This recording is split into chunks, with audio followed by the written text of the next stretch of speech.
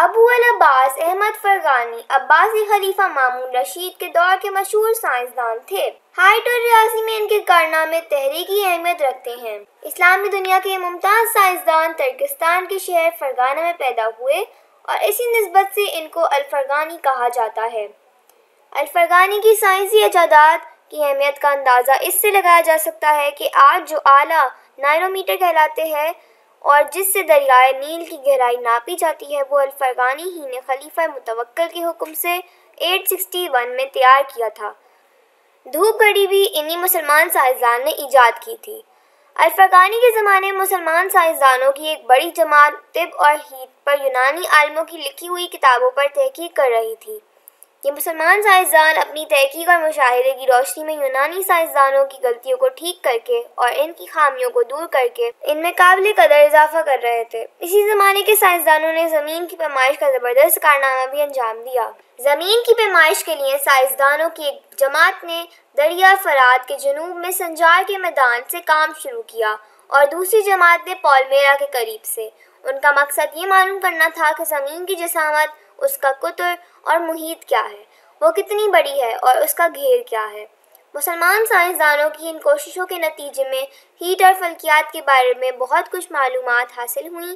ان کے بنائے ہوئے نقشوں کے بعد یونانی اور ہندی کتابوں کی معلومات پرانی اور بیکار ہو گئیں۔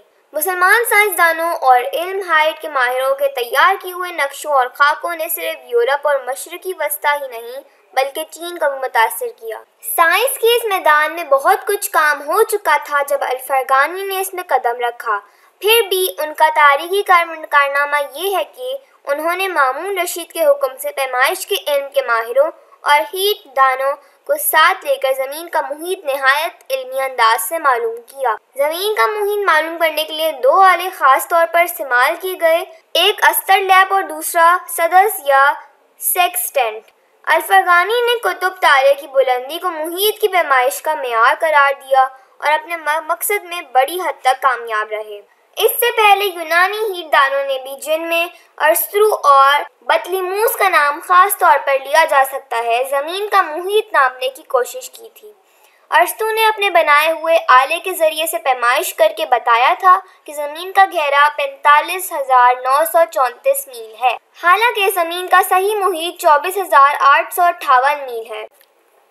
علم ہائٹ کے ہندی ماہروں نے بھی اپنے خالص آلے یوجن کے ذریعے سے زمین کا محیط معلوم کرنے کی کوشش کی تھی، لیکن وہ بھی صحیح نتیجے تک پہنچنے میں ناکام رہے اور انہوں نے یونانی سائنسدانوں سے بھی زیادہ غلطیاں کیں۔ الفرغانی کا کارنامہ یہ ہے کہ انہوں نے اپنے طریقے سے پیمائش کر کے زمین کا جو محیط معلوم کیا وہ اصل میں بہت قریب ہے۔